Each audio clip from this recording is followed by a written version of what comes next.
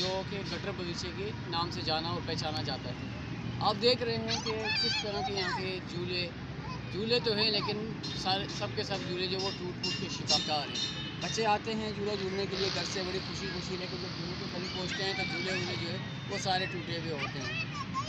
एक तो झूले टूटे हुए, दूसरा ये पार्क है, जगह जगह कचरे का ढेर लगा हुआ है।